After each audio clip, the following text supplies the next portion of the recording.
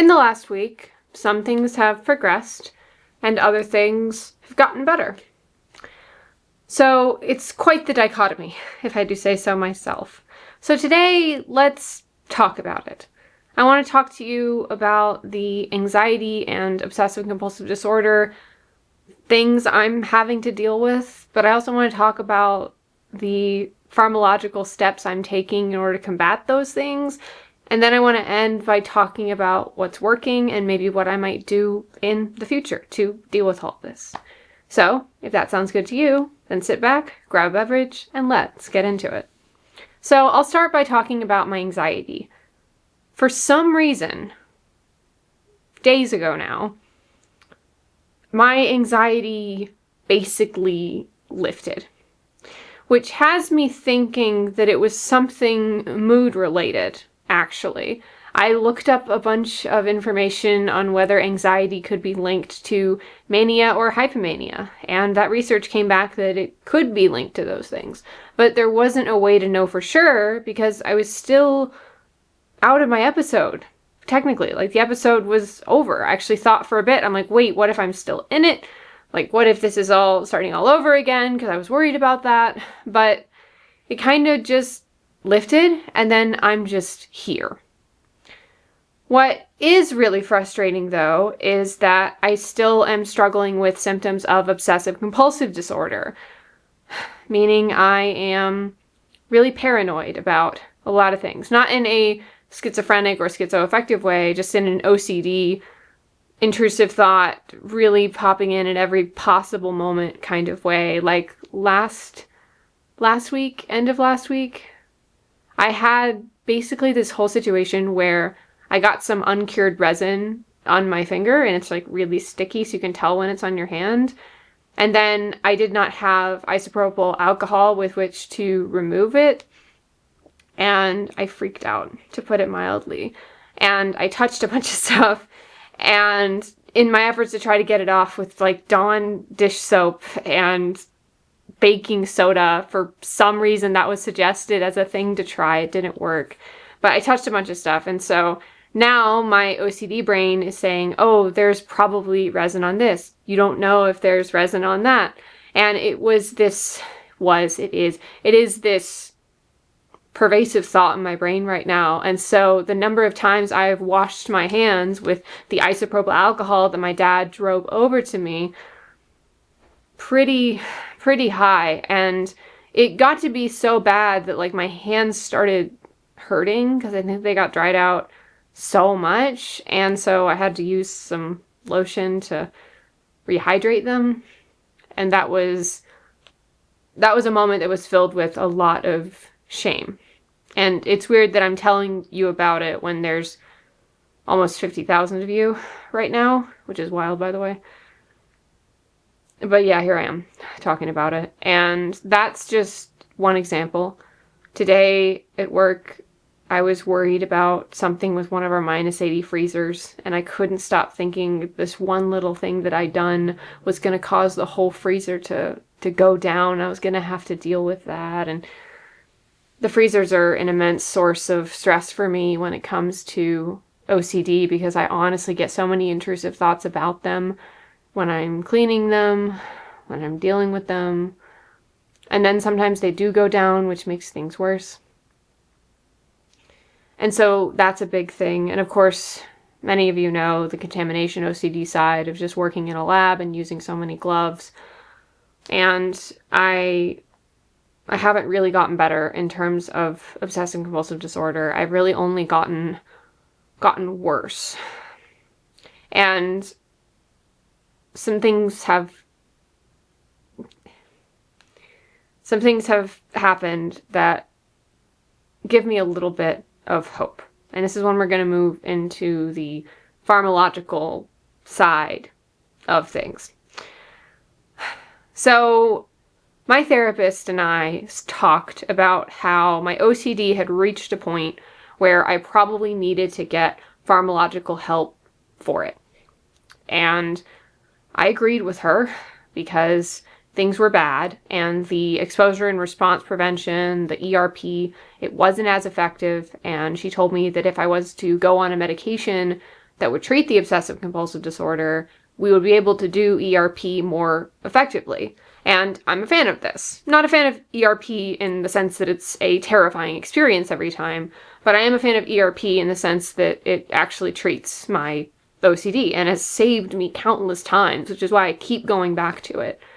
So she told me to seek that out with my medication provider. So I went to go talk to my NP today, actually, as of recording this video, and I found out they had a conversation, which was fine with me, obviously. I love it when the care team communicates. And yeah, me and my NP decided to put me on fluoxetine or Prozac, which is actually a medication that is often used in combination with olanzapine or Zyprexa. And I was actually on it years ago when I first started Zyprexa, and I was on it for a bit, and then I had really bad obsessive compulsive disorder symptoms as a result of the Zyprexa. Like, it just made whatever I had before that even worse. And so my doctor at the time thought that the increased symptoms of OCD, because we didn't know I had OCD, he thought they were mania again. So he took me off the Prozac, which is wild because in theory the Prozac could have helped that situation, but because of that, he would not prescribe me any more SSRIs. So they were off the table when it came to OCD medication management. Like, there wasn't really anything out there. And so I was on for years, and still am. I'm still going to keep taking this because it is helpful, but N-acetylcysteine for OCD. And so that majorly helped, but it's not good enough anymore. But I'm excited about starting the Prozac and fluoxetine again. There was a really weird side effect that happened the first time I went on it, and it's that I had blurry vision for like a couple days after I started it. So like I couldn't focus on things that were close to me, but I could still see things far away. And I was coming out of my psychotic break in New York City, and somehow I managed to get to my EMS classes and study and do all of that stuff while this was happening. But I have a few pages in my notebook. I don't remember writing this exactly, but I remember vaguely when this happened. But there's a few pages in my notebook where I just say, I can't see to write notes. And it's just the funniest thing to me looking back on it. But I'm planning for that to happen again this time. So they're starting me on a lower dose. I'm not going to say what that dose is, but I am very looking forward to this helping. And an interesting aspect to it, and this is something that I'm curious about, is that one of the supplements I take, called L-methylfolate, is usually used to make antidepressants work better. It's an adjunctive therapy. It still helps depression on its own, which is why I've been taking it the whole time. But it actually does help with antidepressants. So I'm wondering if that will have an effect on the fluoxetine and potentially make it more effective at a lower dose, which we want. You want to be on the lowest dose you need, because you don't want to be on too much medication if you don't have to be, if that makes sense. So yeah, so hopefully that will help as well. So I'm really, really excited about that. I started it tonight. I'm thrilled. I'm absolutely thrilled. And yeah, so that's really exciting. I honestly wanted to jump in joy because an SSRI was what I wanted.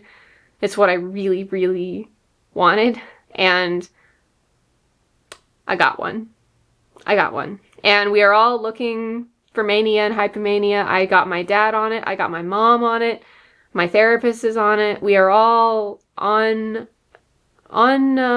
track for looking for potential manic or hypomanic episodes in me as a result of taking this. But I really hope, given the fact that I'm on not one, not two, but 3 mood stabilizers, one of them being lithium, which is the best mood stabilizer, yeah, we'll be good to go. And I also do want to say, real quick, on the topic of lithium, my kidney levels were checked again, because that's what happens when you're on lithium. You get your kidney levels checked.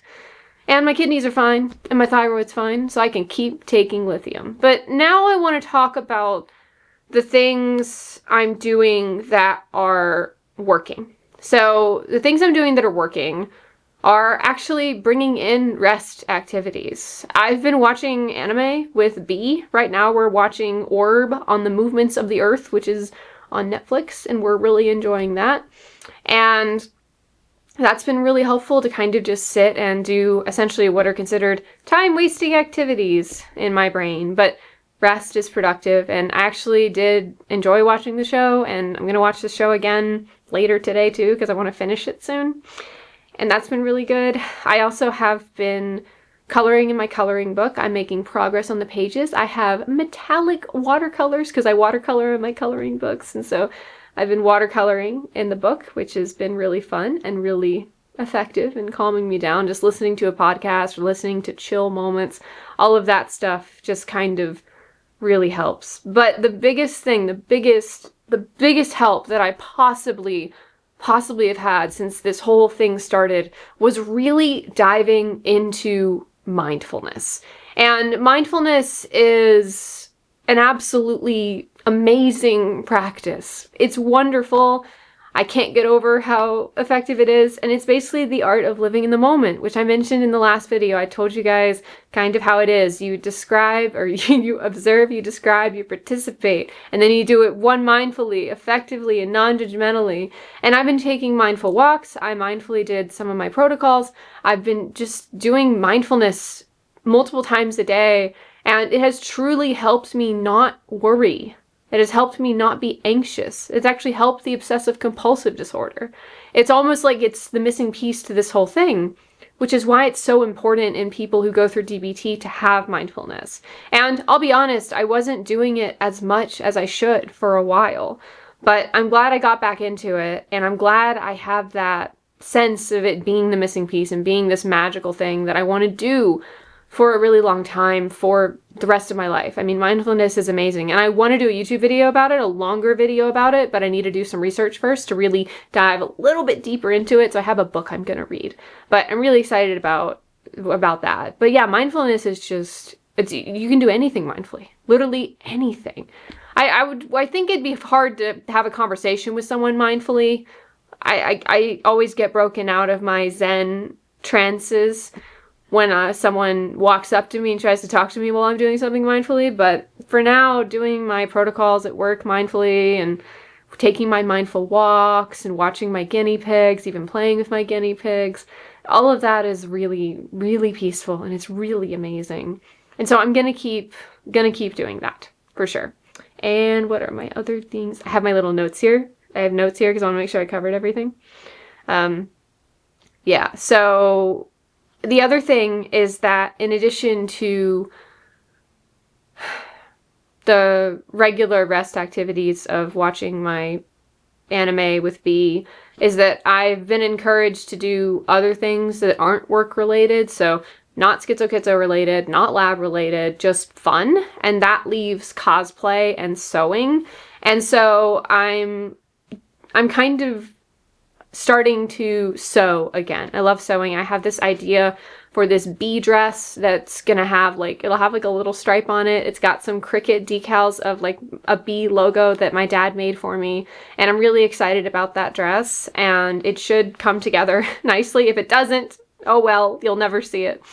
But if it does come together, I'll definitely post it for sure. But I'm also working on a cosplay from Evangelion. So like Rei, one of the main characters, she has like this school uniform, and I'm gonna make the school uniform. And so that's kind of like my fun little project between now and Katsucon of next year. So between now and February, I have to finish that costume. And so knowing I have such a long time, I can just take my time on everything. I don't have to rush. And so I ordered fabric for it, and the fabric arrived, and I'm really excited about that. So that'll be fun. So sewing the dress right now and kind of sewing down my fabric stash, because I have quite the fabric stash, and doing all of that is something that I think is good. So yes, so I believe that's everything. What's working is mindfulness, and I love mindfulness and doing my rest activities, things that are fun, enjoyable, not work related. And I do want, actually wait, I want to give one update. The screen time thing, I've lowered my screen time, and my life is a lot better. It's a lot better not just staring at my phone every chance I get. I knew I had a problem, and I still have a problem, but I'm getting better, and that's what matters. I mean, I honestly think being less chronically online is the solution as well. So I'm working on that. That's a work in progress. But yeah, that's really it. So I'm going to continue doing mindfulness, try not to be chronically online, engage in my rest activities, and take my new medication. So I'm really excited to see how that goes. As you can tell through this video, I am incredibly hopeful. My spirits are a little bit lifted. I'm not as saddened by how my health is going, but for now I've got some hope and I'm going to hang on to it. So YouTube really seems to think you'd like this video, so go check that out if you want more content from me. Other than that, thanks so much for joining me in making the uncomfortable comfortable. Subscribe if you haven't already, and I'll see you in the next one.